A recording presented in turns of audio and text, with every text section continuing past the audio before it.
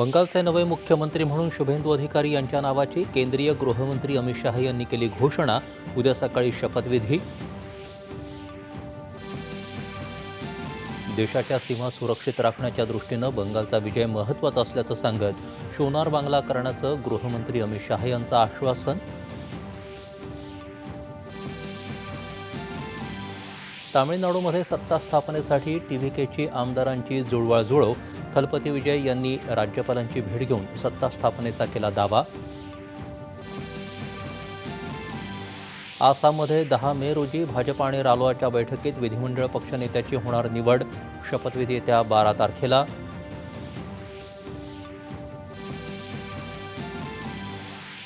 पश्चिम आशियातील संघर्षामुळे तेल विपणन कंपन्यांना तोटा होत असतानाही देशात इंधनाचा पुरेसा साठा आणि किमती नियंत्रित ठेवण्यात सरकार यशस्वी। पेट्रोलियम विभाग। सोमनाथ मंदिराच्या पुनर्बांधणीला 75 वर्ष पूर्ण झाल्यानिमित्त 11 मे रोजी होणाऱ्या विशेष कार्यक्रमात पंतप्रधान होणार सहभागी। राज्यात 10वीचा निकाल 92%। कोकण विभाग अव्वल, मुलींची बाजी।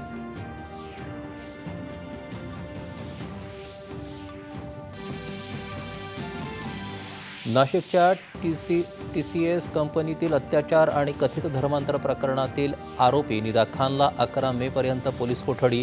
निदाला आश्रय देणारा MIM नगरसेवकही ताब्यात। अल निनोच्या पार्श्वभूमीवर जलसंधारण, जलयुक्त शिवारची कामं युद्धपातळीवर पूर्ण करून भूजल पातळी वाढवण्याचे मुख्यमंत्र्यांचे निर्देश। इराण आणि अमेरिका यांच्यातील संघर्ष पुन्हा तीव्र। दोन्ही देशांचे परस्परांवर आरोप प्रत्यारोप।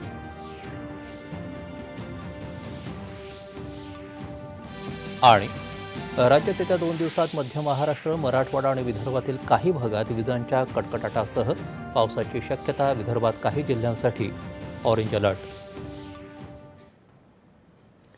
नमस्कार।